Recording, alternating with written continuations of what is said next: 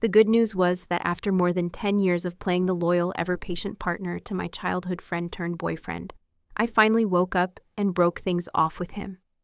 The bad news was that Lucas and I weren't just exes, we had been inseparable since we were kids, which meant that when the holidays rolled around, we still had to sit at the same dinner table with both of our families as if nothing had changed. Thankfully, years ago, we'd made a pact never to bring up our relationship to the family unless we were absolutely certain it was serious. At the time, it felt like a silly precaution. Now, it felt like divine foresight. That night, his mother tapped him sharply on the head with her chopsticks, scolding him for not bringing a girlfriend home yet. "You're 28, she barked. "Do you plan to wait until you're 30 before I see a grandchild?" "How long am I supposed to wait?" Lucas just lounged back in his chair, lazily plucking food from a plate. "Too many girlfriends to choose from, Mom. Give me a little more time." "What nonsense are you talking about?" she snapped, then turned to me with a half smile. "Hannah, this boy is like a wild dog with no leash. Only you've ever been able to keep him in check. Say something to knock some sense into him. Do you have a boyfriend now?" I opened my mouth to answer, but Lucas cut in with a smirk, giving me a mocking look. "Impossible. Who would go for a woman as stiff and wooden as her? Maybe if I'm still single at 30, I'll consider settling for her."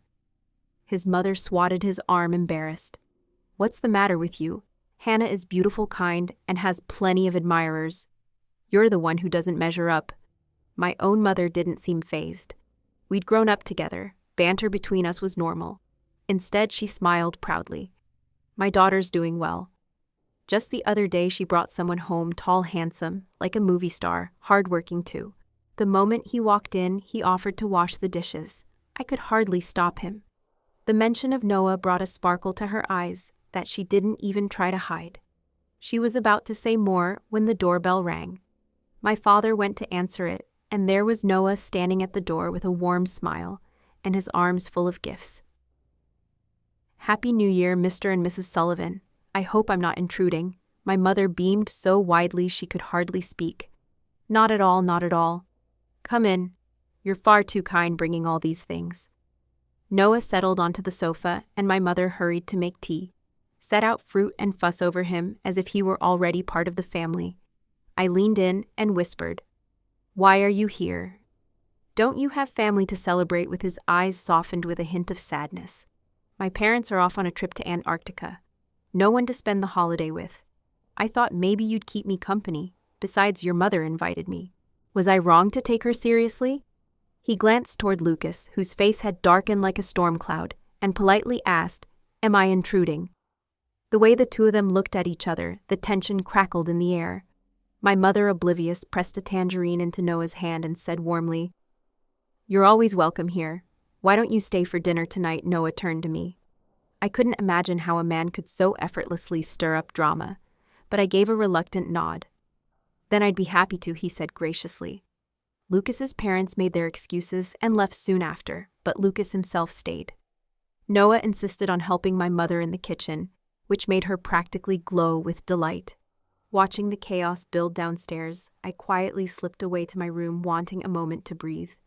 I had just touched the doorknob when a sudden force shoved me inside. Strong hands pinned mine against the wall, and the tall, broad frame of Lucas loomed over me. His eyes were sharp, filled with something between anger and disbelief. "Well done, Hannah. Just a few days, and you've already snagged another guy. Even brought him home to meet the family. Should I get a red envelope ready? Which table should I sit at, your ex-boyfriend's or the friend's?" His voice tightened. "Tell me, are you really with him?" I pushed at his chest and looked up at him calmly. "That's none of your business, Lucas. We're over." The day we broke up had also been our 3rd anniversary. The night before, he had come home drunk, his friends half carrying him through the door. He could barely walk yet, still managed to rest his head on my shoulder with a drunken whine. "Baby, I missed you. Give me a kiss." The smell of alcohol clung to him as he leaned in, but before his lips could touch mine, he collapsed. His shirt rode up, revealing hard, defined abs, every line of muscle visible. Lucas was the kind of man who looked slim in clothes, but was pure muscle underneath. At 6'2", he felt as heavy as a stone when I tried to lift him onto the bed. I had to use all my strength to get him onto the bed. His eyes were closed, lashes faintly flushed pink from the alcohol, his voice low and heavy. "Baby, I don't feel good." I want the hangover soup you make, I sighed, turning toward the kitchen. But he caught the hem of my pajama top between his fingers. He cracked one eye open and, to my surprise, gave a quiet laugh. Hannah, how old are you still wearing cartoon pajamas like this? I glanced down at myself. It was a set I'd bought on a whim while wandering through a mall printed with a cute little pencil cartoon I couldn't resist. I'd bought a matching set for him once, but Lucas never wore it. He let go of the fabric with a small frown, shutting his eyes again. You're past 20 now. Stop dressing like a kid. The freshman girls I know wear lace slips with spaghetti straps. You should try that. Be a little more feminine. His words slurred into the dark, oblivious to what he was saying, and then he rolled over and drifted off. I stood there for a long moment before reaching for the phone on his pillow. The passcode was still my birthday, unchanged. My fingers trembled as I opened his messaging app. In the group chat with his friends, videos were flying back and forth, flashes of strobe lights in a packed nightclub bass shaking the air. Every man in the frame had a girl pressed close to his side, all smiling sweetly, eyes glittering under the haze.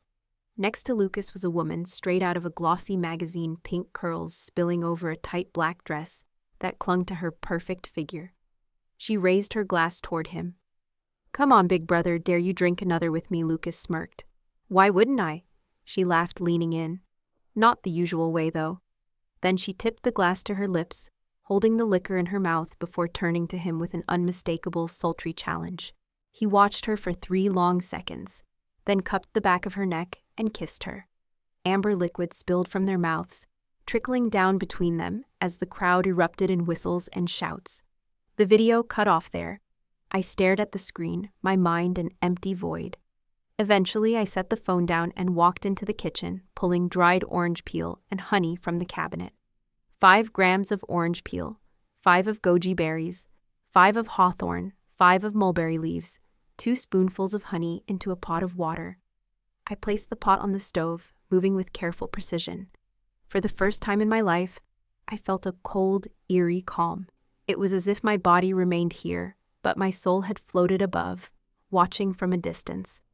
I stood unmoving until the water began to boil. Reaching for the pot, my hands shook, and scalding water sloshed over my arm. Strangely, the pain felt distorted, as though my brain knew it should hurt, but the message never made it all the way back. I set the pot down, ran my arm under cold water, then poured the soup into a cup and carried it to his bedside. He was dead asleep, unresponsive, even when I pushed his shoulder. Not even the ping of a new message stirred him. The sender's profile picture was the same pink-haired woman from the video. Her voice note was sweet and coy, dipped in alcohol. Good night, big brother, I scrolled up. There weren't many messages, just a few lines. Tonight was so fun. Want to go out for another drink tomorrow? I know a great place. Lucas's reply was nothing but a sticker that read, sure. Further down, a girl with a kitten avatar had sent thanks for helping me with my project last time. I finally finished it.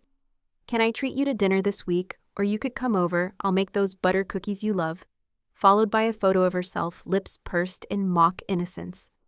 The more I scrolled, the more women I saw, too many to count. The moonlight spilled through the sheer curtains, casting a soft glow over Lucas's face.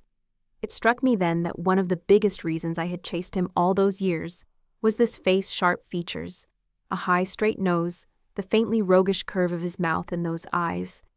Eyes shaped like they were always on the verge of a smile, holding a charm that pulled you in without mercy.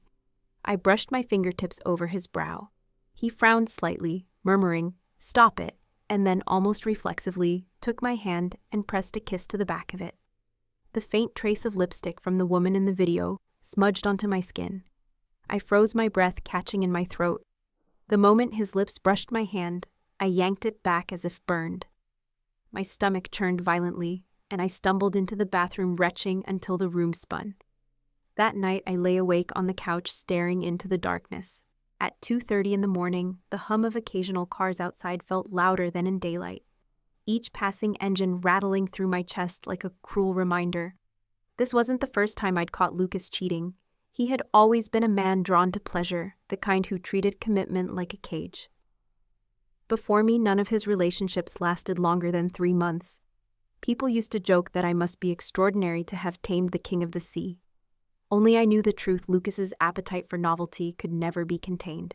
In our first year together, I found out about a younger classmate he'd been seeing behind my back. He dropped to his knees, begging me not to leave, swearing it was nothing, that it was just a moment of weakness, and that he would never stray again. In our second year, I discovered a silicone bra in his car, one that clearly didn't belong to me. Again came the same refrain, remorse, apologies, vows, that it would never happen again.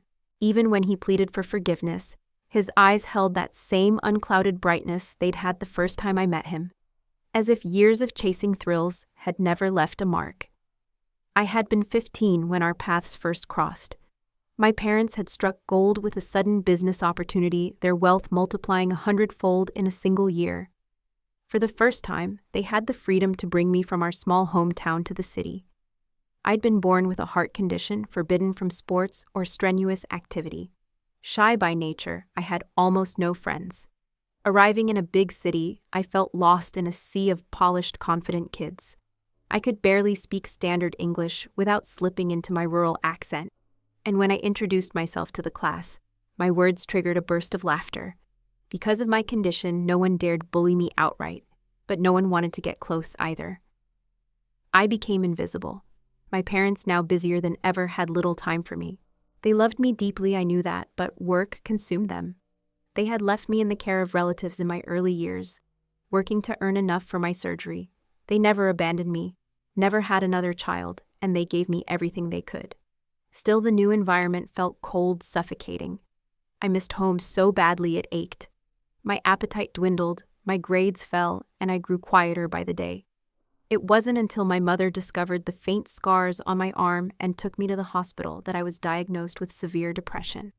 Shocked, she quit her job without hesitation, dedicating herself to caring for me. My mother's closest friend was Lucas's mother. When she learned of my condition, she brought her son over and told him to look after me, to be my companion. That's how I met my first real friend. Lucas was everything I wasn't: handsome, outgoing, from a well-off family, the kind of boy everyone noticed. He could have been friends with anyone he wanted, but he chose to be by my side. He defended me whenever anyone dared to whisper about me. At night, he would climb through my window to sneak me out.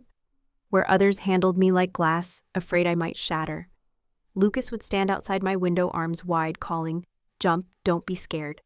I'll catch you." He taught me to ride a bike after school, telling me he was right behind me. But when I turned, he was standing there, grinning mischievously, waving at me. "Smart girl, you've got it."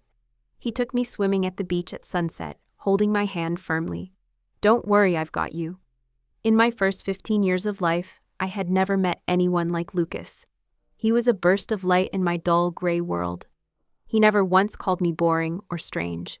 He had rescued me in ways I could never put into words.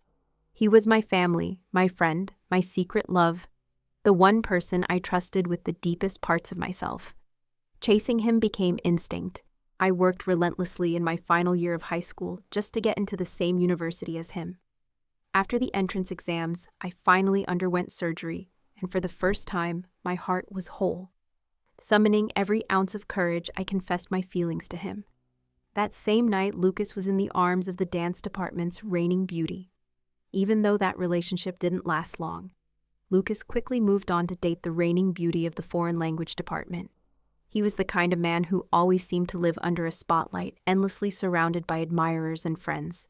He was everything to me, yet I was nothing more than a slightly larger speck of dust in his vast, dazzling world. Whenever he was with someone, I would quietly step back. When the relationship ended, he would come back to me. The pain and joy of that cycle stretched my emotions until they were frayed and raw. I knew it was wrong, but Lucas was the oxygen that kept me alive. Just the thought of letting him go made my chest ache. Like a moth to a flame, I couldn't stop flying toward that small, dangerous source of warmth, even knowing it would burn me to ash. Our relationship began with an unexpected moment. I had been working with a new intern for a few months. One evening after work, he surprised me with a bouquet of roses and confessed his feelings. I was still frozen in shock when Lucas appeared. His face shadowed his arms sliding around my shoulders as he frowned at the intern. "Sorry you're too late. She already has a boyfriend." When the intern left, I found my voice.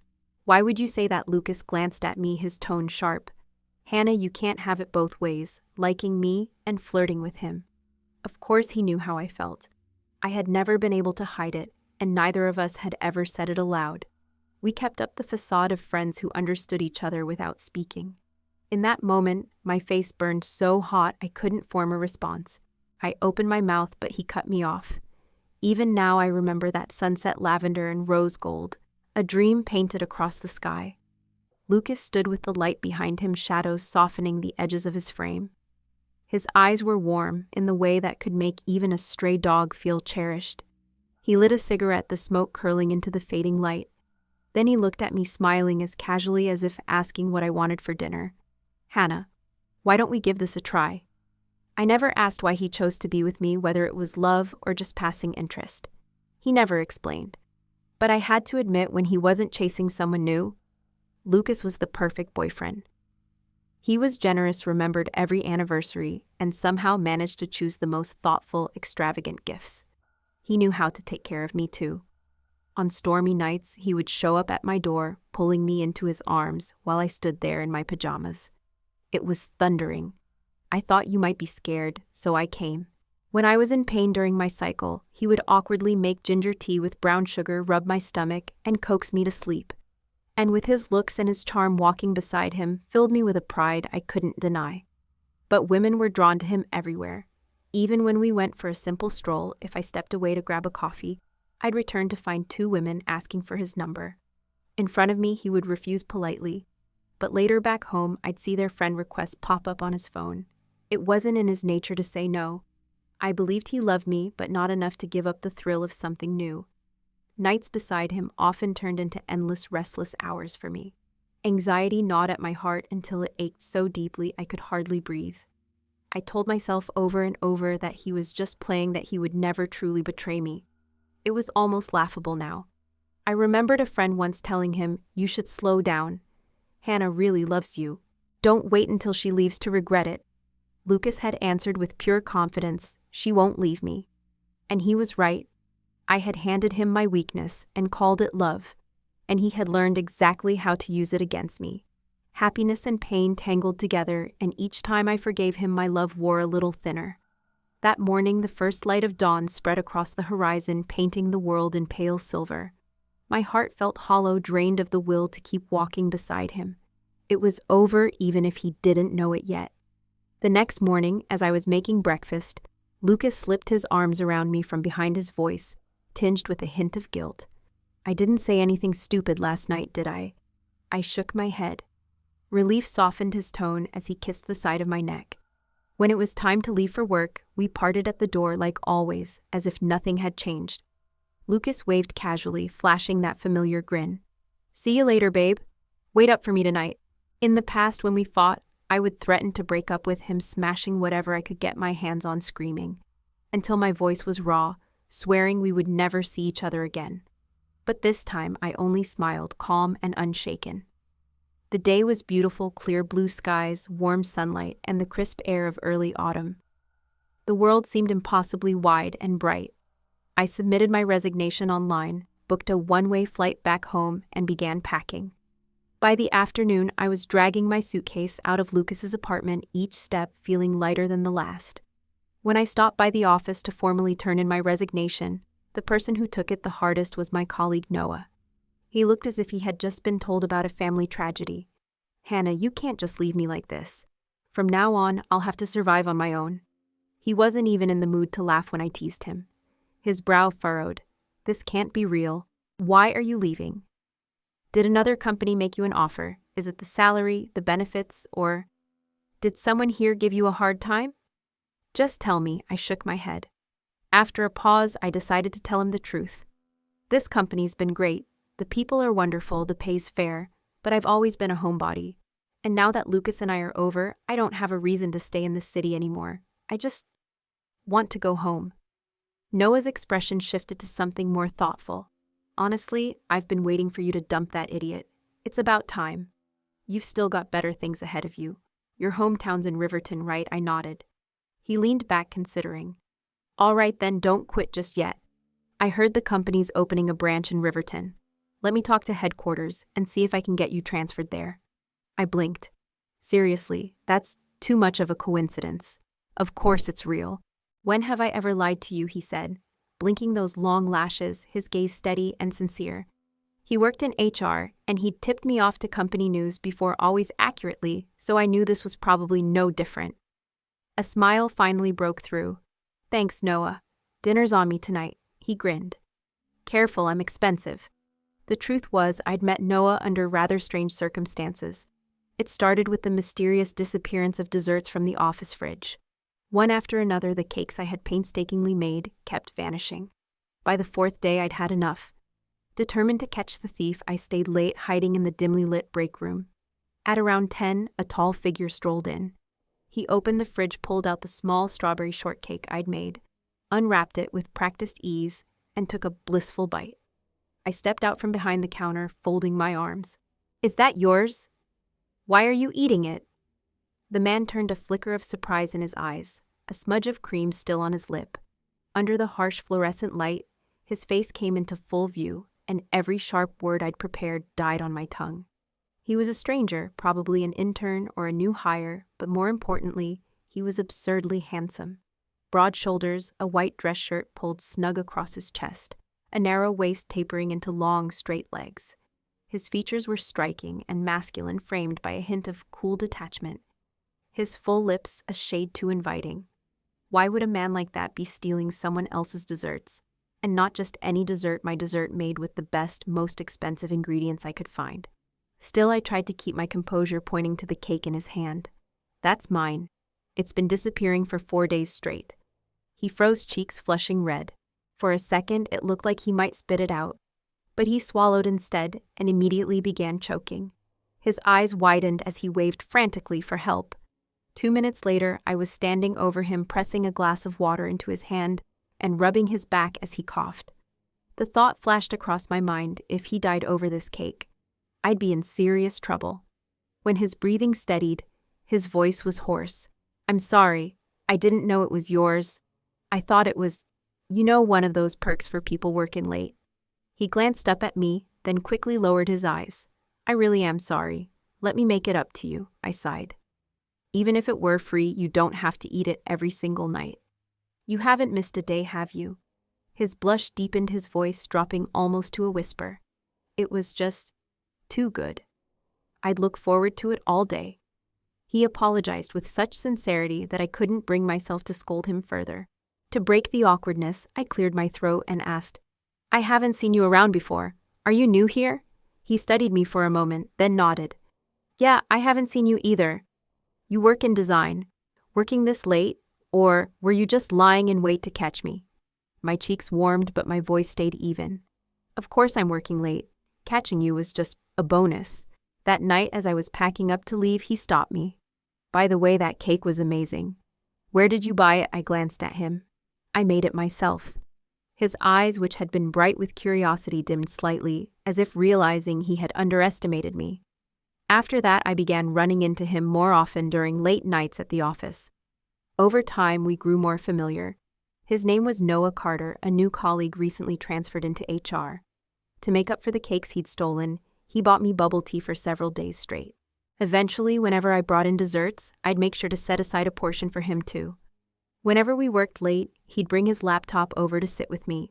We'd talk while we worked, exchanging harmless gossip about clueless managers and office politics. A few times he asked me to grab dinner or see a movie, but I saw him only as a colleague and politely declined. Still, I knew I'd miss him when I left. That night, after our farewell dinner, Noah insisted on driving me to the airport. I waved. Goodbye, Noah. I hope you get promoted, get a raise, and maybe even become CEO someday. I'm off. If fate allows, we'll meet again. He smiled and waved back. We will. True to his word. The very next day after I landed back home, I received an official notice from the company approving my transfer. I decided to take some time off before starting the new job, just to breathe. That same evening, Lucas found out I had left the city. When it came to the breakup, he refused to discuss it over the phone, insisting we meet in person. The next day, he came back to our hometown and we arranged to meet at a restaurant. Lucas rubbed his temple, his voice softening. I know you've been hurt, he said, taking my hand. That night, I just drank too much.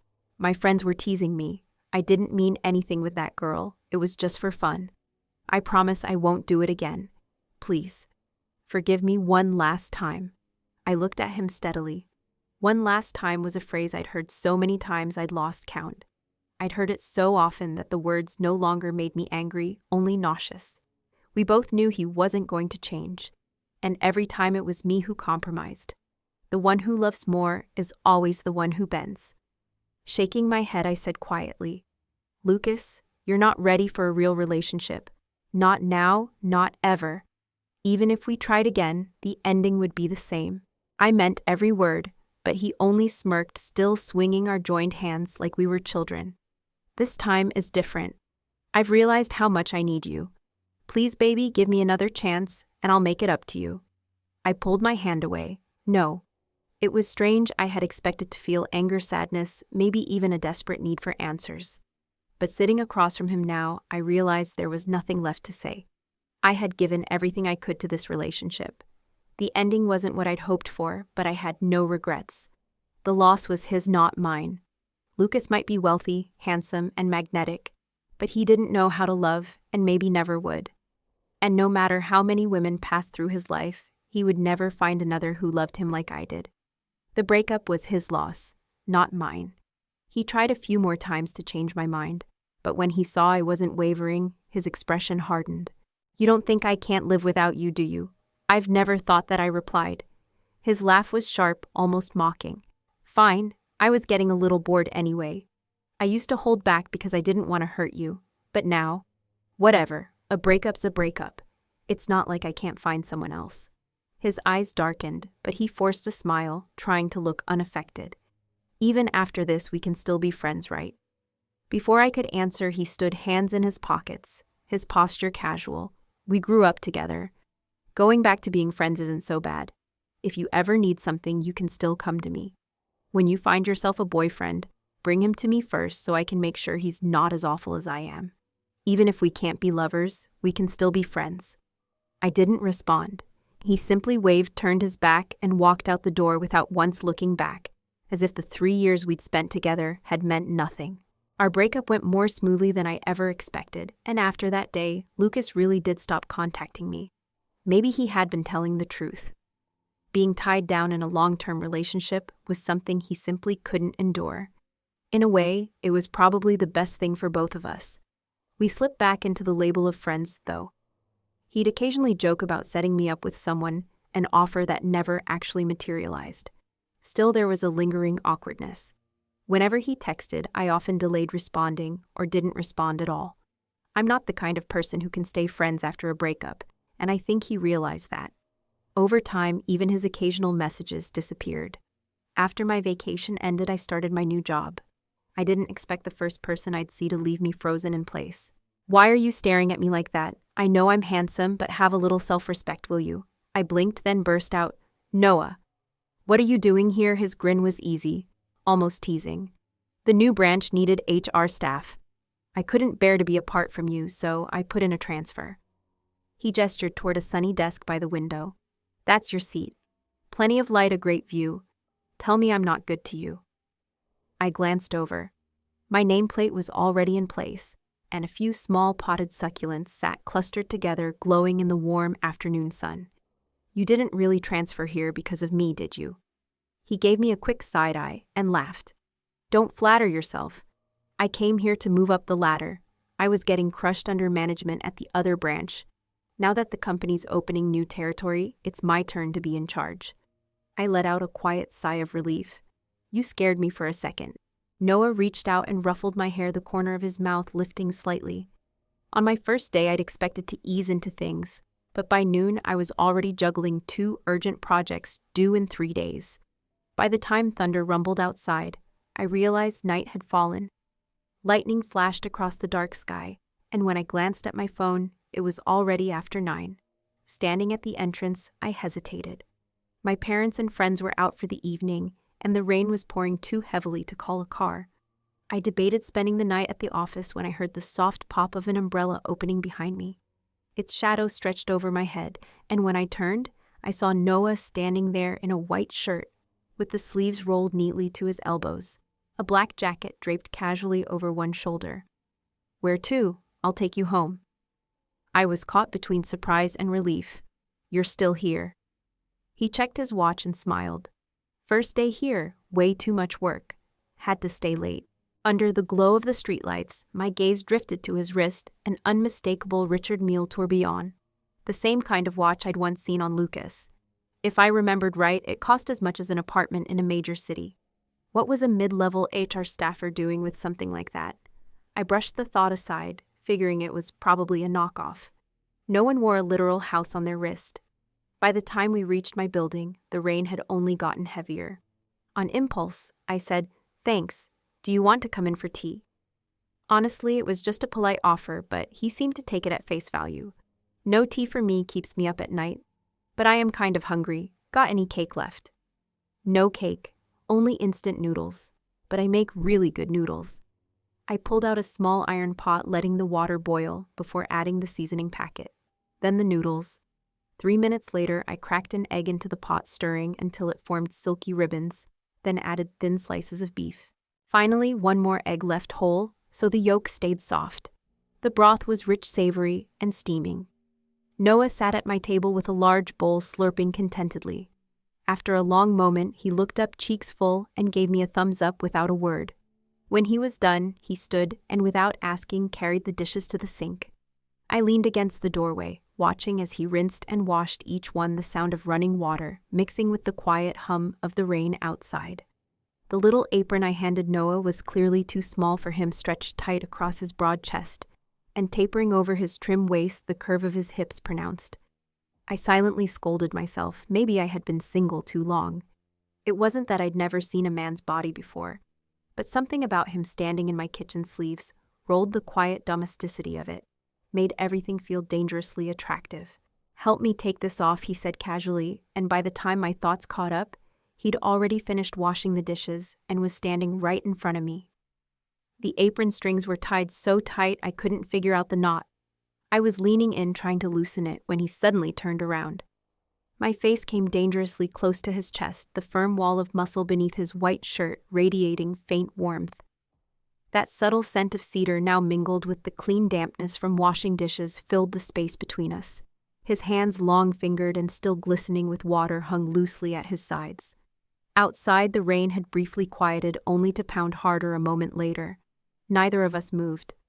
I tilted my head up, catching the tiny droplets still clinging to his face. When he leaned down slightly, they trembled and fell onto my skin. I blinked, the scent of woodsy cologne deepening the steady heat of his body closing in. Then the front door opened. My mother's voice cut through the moment, rains coming down so hard the wipers could barely keep up. She stopped short.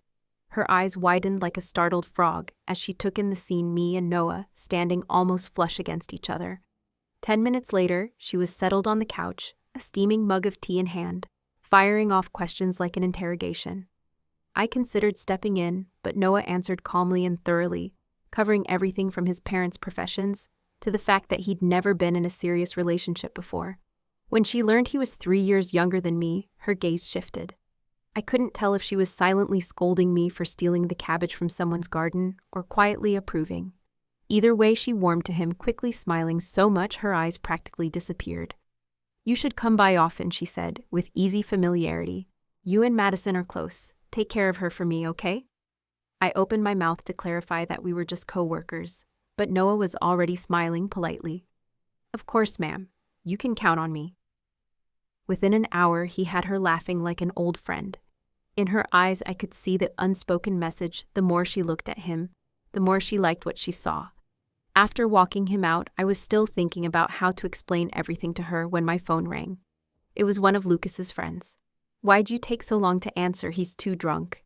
Keeps calling your name. We can't get him to leave. Can you come pick him up?" I was silent for a moment. "We broke up." There was a pause, then a flustered apology. "Oh, I didn't know. Sorry to bother you, we'll figure something out." After hanging up, I absently scrolled through social media. I'd stayed connected with a few of Lucas's friends, and one had just posted a video from their night out. It was the usual chaos and upscale bar laughter, beautiful women draped around the guys. But Lucas was off to the side, sitting alone, head bowed over his drink. A young woman approached him, smiling, leaning in to speak. For as long as I'd known him, his eyes had always carried a kind of easy warmth when talking to women. Tonight they were flat and cold. "Go away," he said, voice icy. She flushed, muttered something, and walked off. It struck me I'd never seen him be so dismissive before. I kept watching, curiosity prickling, until my phone rang again. This time it was Lucas. His voice was thick with alcohol, and beneath it a trace of vulnerability. "Madison, why did you leave me?" His words caught slightly.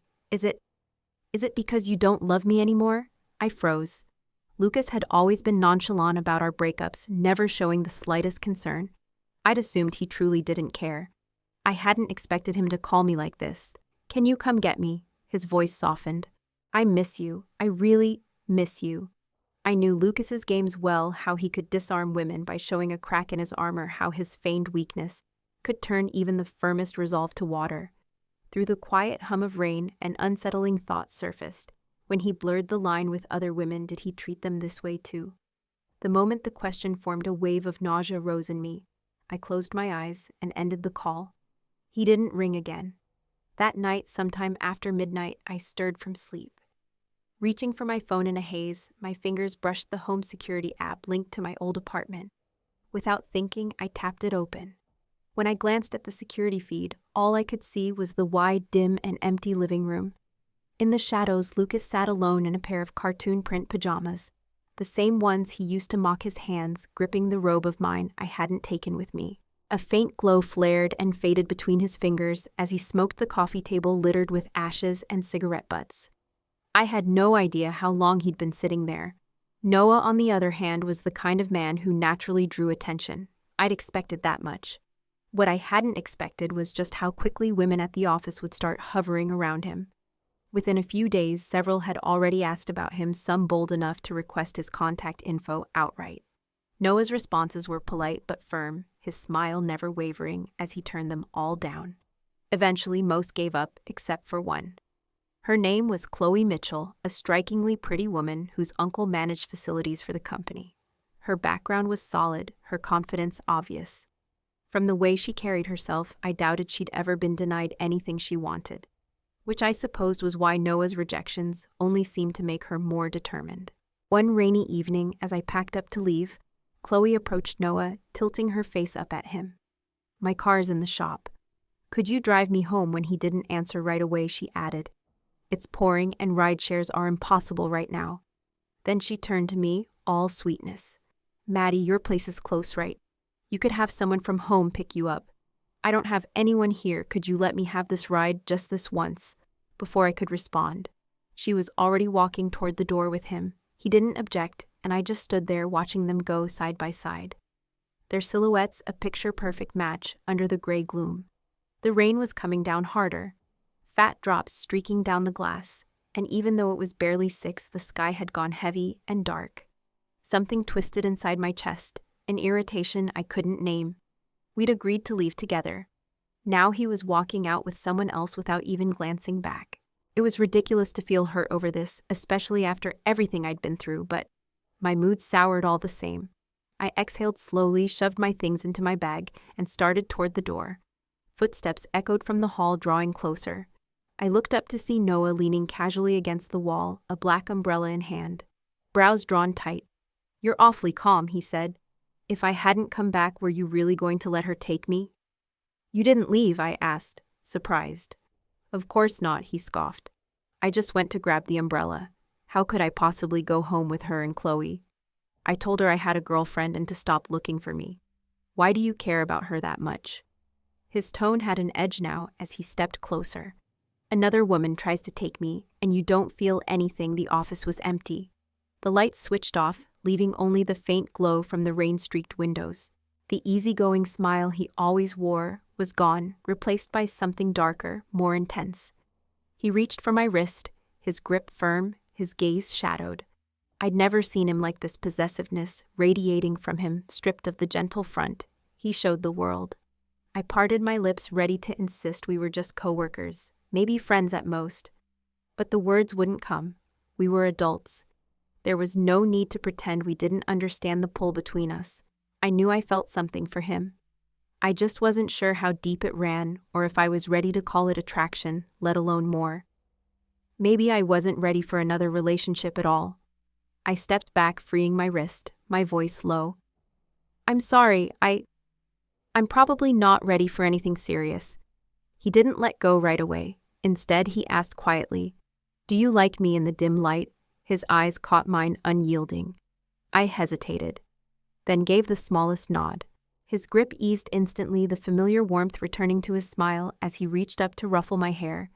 "That's enough," he said gently. "I know you just came out of something heavy. You don't have to be ready right now." "It's fine," he'd said, "as long as you like me. I can wait." His voice was so steady, so certain, that part of me almost believed in the safety of those words. As the Lunar New Year approached, a mutual friend from college, someone who had known both me and Lucas, was getting married. He didn't know we'd broken up, so he'd seated us at the same table. It had been months since I'd last sat this close to him. Lucas was exactly as he used to be, sliding chopsticks into my bowl, pouring water, peeling shrimp, and placing them in front of me as if nothing had changed. I froze for a moment. I loved shrimp but hated peeling them, and Lucas knew that. He used to scold me for being lazy, then laugh and do it for me anyway. I picked up my chopsticks, holding them loosely before murmuring, "Thanks, but you don't need to." His hands paused, but the smile on his face didn't falter. "About the other night. Sorry, I'd been drinking. I didn't mean to say anything stupid." "How have you been?" His tone was so casual, as if our breakup had barely grazed the surface of his life.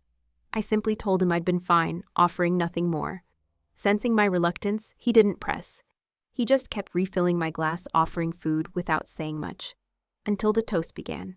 Someone who didn't know our history leaned toward him with a teasing grin. "Lucas, how come you never seem to go home with anyone anymore?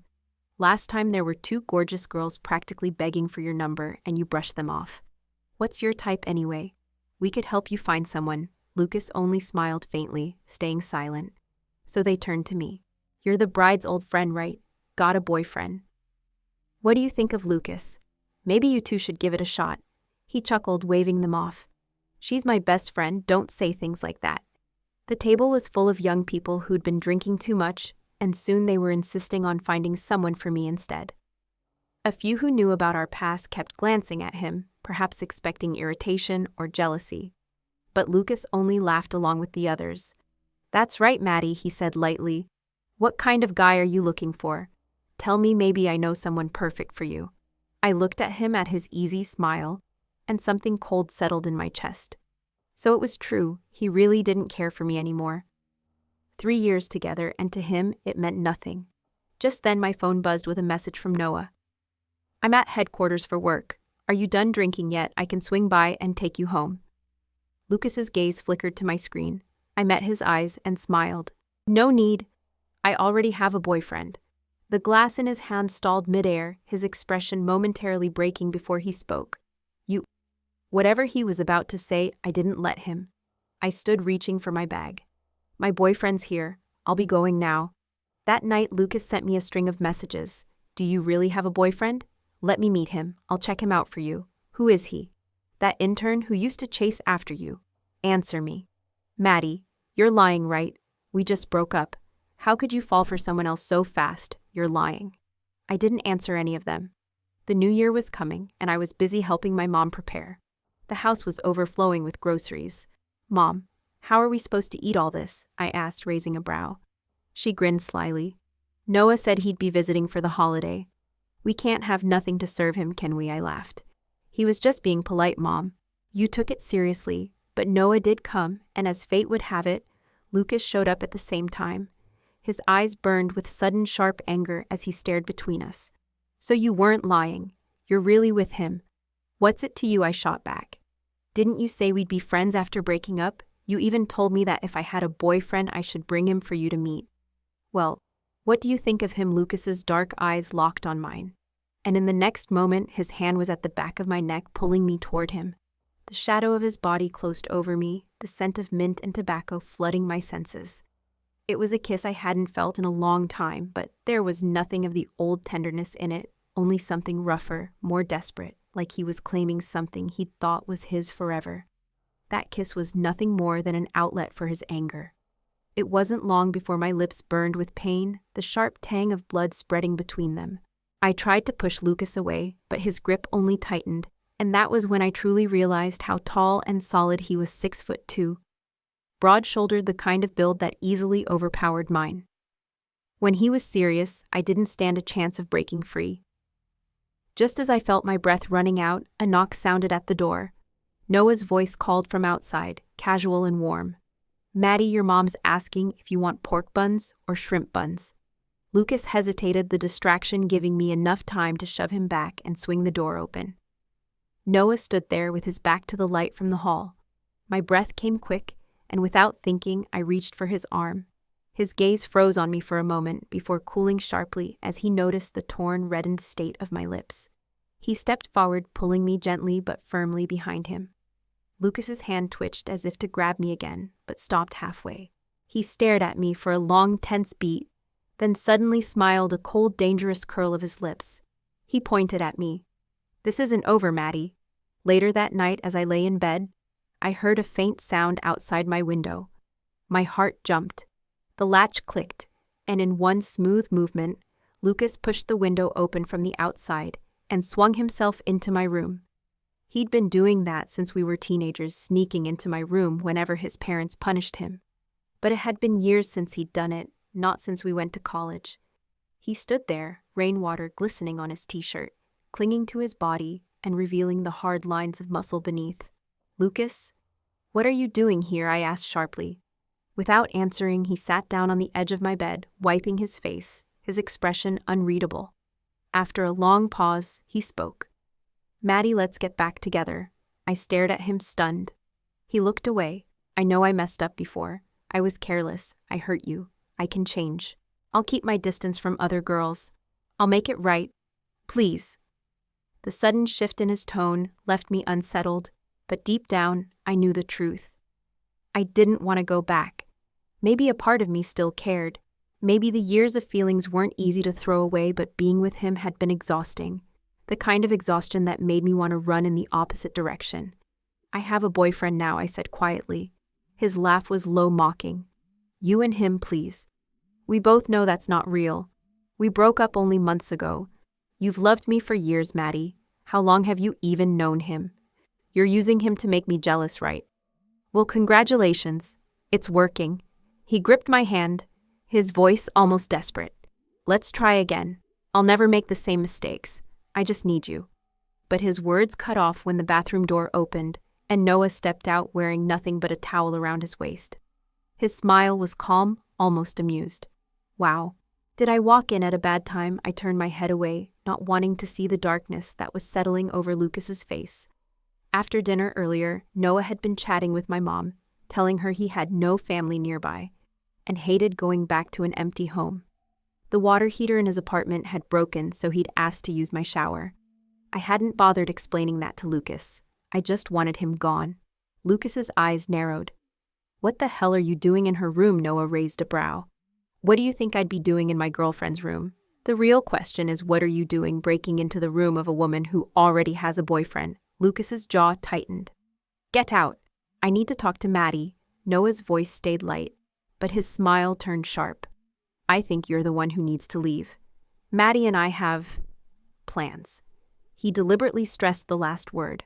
Lucas's eyes flared like fire. "Are you looking to get yourself killed?" Noah didn't back down. "If you don't walk out now, maybe you can stay and join us, share the moment if you like." I knew this was about to go very wrong, but before I could step in, one of them moved first. Lucas's elbow slammed into Noah's ribs, and Noah's fist cracked hard against Lucas's jaw. Both men, towering over 6 feet, went at each other with full force. My room became a battlefield. Chairs toppled, the coffee table split in two, and the sharp crash of breaking glass filled the air as a water cup hit the floor. Neither of them seemed willing to stop, and I stood frozen, the chaos swirling around me, realizing this was no longer just about me. It was about pride territory and two men who refused to lose. They threw punches and kicks with the kind of force that looked as if they truly meant to destroy each other, and within moments, blood was drawn. My chest tightened in panic, the sound of their heavy breathing and crashing furniture echoing in my ears, until my mother, alarmed by the commotion, burst through the door. Her expression shifted from shock to fury. "What on earth are you two doing?" she shouted. Half an hour later, Lucas's parents arrived. both of them seated stiffly on the living room sofa. My voice was steady as I told them every detail of what had happened between me and Lucas. As I spoke, Mrs. Grant's face darkened, her lips pressing into a hard line. By the time I finished, she looked pale enough to faint. Without a word, she shot to her feet, crossed the room, and struck Lucas across the face. The sound was sharp and final. She hadn't held back the blow, sent his head turning to the side. For a moment, he simply straightened, ran his tongue over the inside of his cheek, and used his thumb to wipe away the thin smear of blood from his lip. "How did I raise a son like you, Mrs.?" Grant's voice trembled with rage. "She's loved you for years, and you've lied, cheated, humiliated her over and over again. And when she finally has the strength to walk away, you show up at her home, start a fight, and attack her boyfriend." My mother's sigh cut through the air. She didn't say much, but her silence was heavy. Lucas gave a bitter smile. "Yeah, I'm a bastard. I hurt her. I lied. We broke up, and I deserve it. But I regret it. Can't I regret it?" His voice cracked. "Mom, tell me what I'm supposed to do now. I regret everything, and it's killing me." Mrs. Grant's hands shook. "You've disgraced me, Lucas. Maddie grew up in front of my eyes, and you've treated her worse than a stranger. You're lower than an animal." She raised her hand again, but this time he didn't flinch, didn't step back. "I am lower than an animal," he said, his voice raw. "I betrayed her, and I regret it. You have every right to hit me. I want to hit myself. But I can't let her go. I just can't." His eyes burned red, and for the first time in my life, I saw him cry. Lucas had been beaten before by his strict military father, who believed that discipline was a sign of love, but he had never shed a tear. Now even his mother seemed frozen in disbelief, her raised hand trembling in the air. "Give me one more chance," he pleaded, stepping closer to me. "Maddie, please, I'm begging you." I held his gaze for a long moment, then shook my head. "Lucas, no one will wait forever in the same place. Maybe heartbreak really did make room for other parts of life to bloom, because shortly afterward, my career hit a high point. The new project I'd been managing exceeded expectations, and as a reward, my company gave me a trip on a luxury cruise. I was allowed to bring one guest. Somehow Noah heard about it and insisted on coming with me.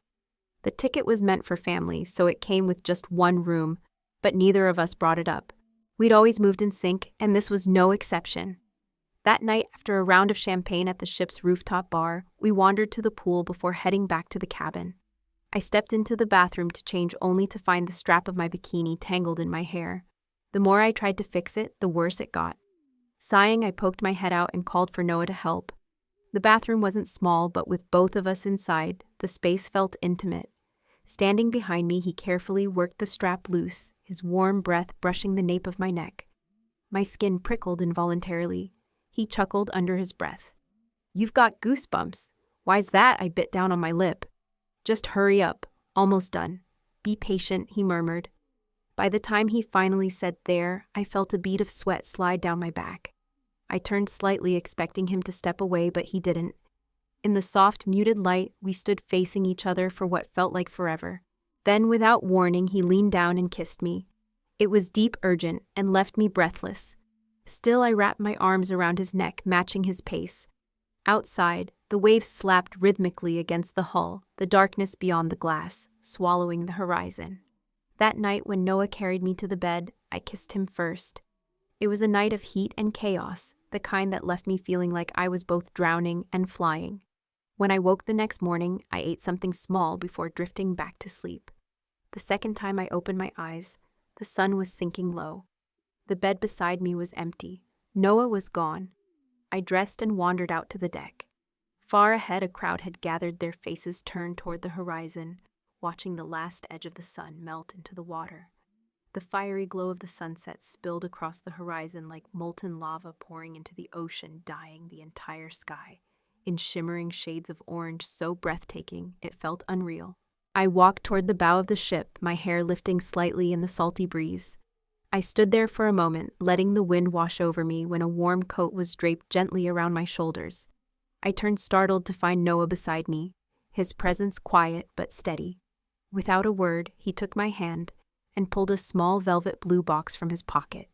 He admitted he didn't know if this was the right moment to propose, but he couldn't wait any longer. In the fading light of the sunset, his face softened in a way I had never seen before. "Maddie," he said, his voice warm and sure, "marry me." Our engagement party came together effortlessly, mostly because I barely had to lift a finger. Noah and my mother took care of everything, making sure the evening would be perfect. We only had one argument during that time, when I found out he had been the one to approve my leave request. The title beneath his signature had read, Chief Executive Officer. That explained why my request had been approved within 10 minutes. I'd stormed into his office ready to demand an explanation. He apologized quickly, explaining that his family owned the company and his father wanted him to take over, but only after he'd worked in lower-level positions to learn the business. "I was going to tell you," he admitted, "but you had just gone on a rant about executives who force everyone into overtime, so I kept quiet." He smiled sheepishly. "I thought I'd ease you into it, but there was never a right time. I've never lied to you about anything else, Maddie. Forgive me." The day before our engagement, a flicker of unease settled in my chest. I was at my final dress fitting when I heard a knock at the window. Turning, I froze. Lucas stood outside, his hand resting on the frame, his eyes empty and distant. The early spring air still carried a chill, and he wasn't dressed warmly.